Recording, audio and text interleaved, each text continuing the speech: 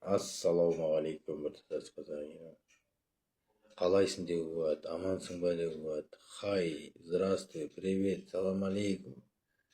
Бірақ ассалаумағалейкум деп айтуға болмайды. Ассалаумағалейкум деп айтуға болмайды. Уағалейкум ассалам деп айтуға болмайды ағайындар. Өте жаман сөз екен. Иә. Ал енді амандық саған да тілеймін деген ғой енді. Уарахматуллаху баракатух деген саған да деген қосылады да. Ал жақсы, ол керек нәрсе біздік шай. Шай жұмыссыздық. Көп сөйлемеу керек, тезірекке шығарып жіберіңдер ағайындар. Жаңылмайтын жау жоқ, сүрінбейтін таяғы жоқ дейді. Жақсы. Бұрын бірдеңе болды ма, оны қозғамаймыз. Рахмет, алла жар, аман есен жүре бер. Бірақ боқтама, балағаттама, шайтан деме. Аллаға серт қоспа. Болды. Ал енді шай ішілу керек. Қара шай, ақ шай, көк шай. Өлімде де, тойда да ісі қайнап тұрсын. Неге? Шариғатта егер де қыздар, әйелдер мені көріп жүргендер болса, маған ісі шай, қайнап тұрған қара шай керек. Айта беріңдер, мен көнем. Неге десең, егер шариғатта Атырау халқы мына жақта сүйек жатыр, өлім айтып келмейді. Мына жаққа келіп көңіл айтасыңдар да шай төгіп отырасыңдар. Ол өтірік емес. Тоқтату керек. Мен емес оны тоқтататын бас имам, дін басқармасының бастығы бар, Қаһарман Мұсаев, тағы да рахметулла. Және де атын ұмытып қалдым. Біздегі болып кеткен алматылық па, қызылордалық па, Нұрлан.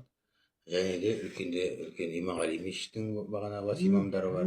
Соларға репост ағайындар. Бұны жайлап тоқтату керекпіз. Бізде енді Атырау Құрманғазы ауданында ауыз тиеміз, шығып кетеміз. Садақаны береміз. Қаде жасап жатырық, 3 күндік қаде, 7 күндік қаде, 100 күндік қаде, жылдық. Ал бірақ садақа деп атаймыз. Садақа деген бағанағы үйге беретін ақшамыз. 500 теңге ма, 1000 теңге ма, 5000 теңге ма. Болды. Жаназа, бір жаназаға келдің ба, бір қарап сауап береді. Ол адамды көмуге дейін бардың ба, 2 қарап сауап береді. Сөкпеңіздер, білім өте аз. Бірақ мен сіздерге сол мына шайдан шықты ғой, ақ шай ішу керек, көк шай ішу керек, оны қойыңдар дейді. Егер де соны айтатын болсаңдар, сіздің өзіңіз отырмаңыз сол дастарханға. Сіз егер молда болсаңыз, сіз дұға бағыштауға келдіңіз ғой, дұға бағыштаңыз. Ақша алмай деп атаған жоқпыз, ақшаңызды ала беріңіз, жақсы берсе алыңыз. Айтпасында болмайды деп айтты ма, Нұршып Резабек, болмайтын болсын. Ал соған көнейік, көнбесек, енді жайлап тағы жеткіземіз ғой. Ал негізі бағанағыдай бергенін аламыз, бергенін алмаймыз. Ал жақсы. Кәбір басындағылар алады ғой енді. Кеше жерде көрсетіп жатыр ғой енді. Өлім айтып келмейді. Мына статуста, фейсбукта кеше 4 адам ба, 4-інде де өлім тұр екен. Өлімді көрсетсең азаяр дейді. Жақсы. Тас түскен жеріне ауыр, бірақ енді көнеміз. Артық кетсек кешірім сұраймыз да. Бірақ мені де түсініңіздер ағайындар. Өз басыңызды, мысалы, шешелеріңіз оқысыза қиын ғой. Сондай адамдарды қолдағанша ағайындар тағы да айтатын. Альбина деген бар, Оля деген бар. Аттарын ұмытып қалдым, олардан басқа мен білмеймін просто. Солар отырады постоянно, Расплов, Уанда, Кука дегендерде. Сосын ойлап қоямын, бұларда не бар бұлар тататында деймін да. Просто өзіміз жібермеу керекпіз. Ата-анамыз ғой, бала асырап отырсың ғой. Сен еще балаңды қосып қойып отырсың ол жерге келіп. Атын ұмытып қалдым, тағы біреу бар. Баласы міне ананы бүйтіп ашып отыр. Тық дейді, Көлян тық дейді. Мен шындықты айтып отырмын тек қана. Гүлжан да сен де жас блогерді қолдап отырсың ба? Бірдеме анада көрдім мен. Не үшін қолдайсың деймін да. Мысалы, бір лүпіл баспайсың, менің эфиріме келіп та, фейсбукта бар, инстаграм бар мысалы да. Бірақ мен сені біле алмадым да, мен сені просто табысып халыққа айта қойыңызшы, сен жайлы бар, просто бар. Жаман айтпай жақсы жоқ дейді. Осы аккаунтты кім таниды, қараңыздаршы. Осы аккаунтты. Постоянно осы аккаунт қолдайды жас блогерді. Скриншот жазып алайыншы. Білмеймін, қай Гүлжан екен білмеймін, ер адам ба, бұл қыз адам ба. Бірақ мен ойлаймын, неге бұлар деген қызығушылық танытады деймін да бұл жаққа. Түсінбей қойдым мен соны. Жақсы, мені айтарсыңдар, кетерсіңдер да, бірақ мен айтып отырғанымда жаным бар. Мені қолдайтындар қазір 10 комментарий жазып кетіңдерші.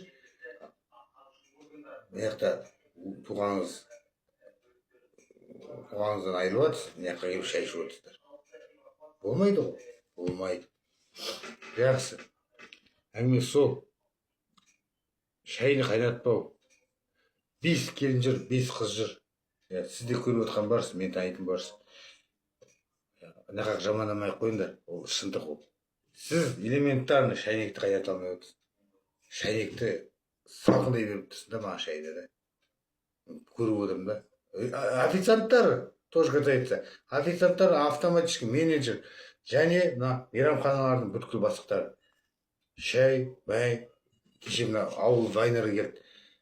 Анда келдер шашлик бар, бүйтіп, қашсыңдар ма сендер шашликке баратын?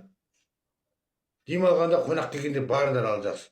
Құттай балдарға ақша таратып жатыр, соған ризасыңдар, мәссіңдер. Білім беру басқармасы оған шара қолдандыңыздар ма? Абай мектебінің директоры, интернат мектебінің директоры, шара қолдандыңыздар ма оған? Милиция қызметкерлері бар дейді. Мен полицияны мен тіркеп жазайын десем, жаманатты келеді, тағы жаманатты келеді, жаманатты боласың. Келін болды ғой бұл ауыл вайнері. Кәсіпкерлерім жоқ па? Қалу қайда? Мерғали қайда? Рахимовтар қайда? Олар бағанағыдай сіздер жиналғанда ондай мәселе қозғамайсыздар ма? Білмеймін. Кәсіпкер палатасының бастығы айта алмайсыздар ма сонда? Құттай балдарға ақша таратпаңыздар деп. Кіріп қараңыздар, ауыл вайнер деп кіріп қараңыздар. 60% кішкентай бала оқушылар. Ата-аналар айтыңыздар соны, тоқтатыңыздар. Балдар өсіп кетті бізде просто. 22-де ең үлкен алғара ойлап қарағанда.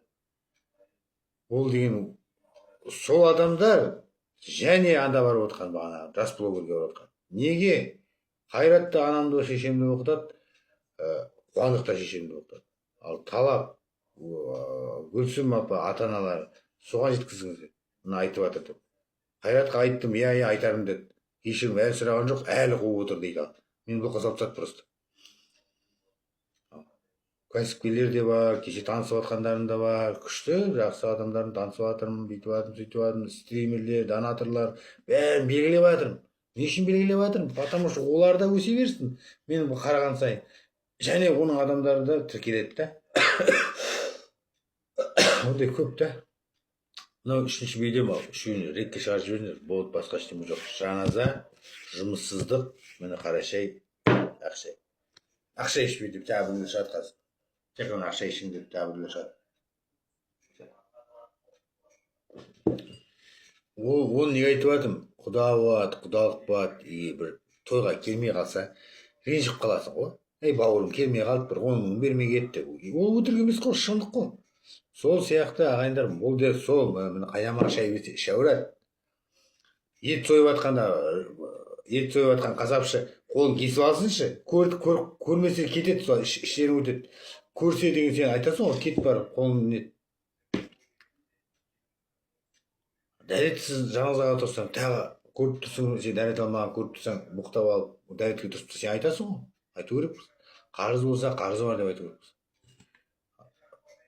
Өлім сүйекті қойғаннан кейін барып айтпай ма? Жақсы адам бар. Не үшін айтады соны? Сосын барып келіп алып, әкеңді барып мақтайсың, шешеңді мақтайсың. Мен де сөйтем. Потому что келіп қалды. Бұл өмірде жоқ. Мен ағам қандай кетті, мысалы, туған ағам. Айтыс бұл. Оны айтып отырам мен, мысалы. Сол сияқты жұмыссыздық. Кім баласы, саған айтып едім ғой деп, бір жұмыс предлагать еттім ғой деп айтқан адамдар бар, бірақ ол жұмыс маған бармайды. Анан сату, мынан сату. Бірақ мына, Коля, келші, мына жұмысқа кірші деп, кіргізіп жіберетін адам мен вообще кездескен жоқ. Өтірік айтпай қояйын. Мені жұмыстан шығарып жіберген адамдар олар анау өмірде. Мен өзім білемін не үшін шығып кеткенімді. Мен қылмыс істеп шыққан жоқпын жұмыстан. Оны бәрі біледі, мен не үшін шығып кеткенімді. Мысалы, көзі жұмбаймыз, бүйтеміз, сөйтеміз деп мына жерде отыр. Тар жерде болғандар. Жалмайды жағы жоқ, сүрінбейді жағы жоқ.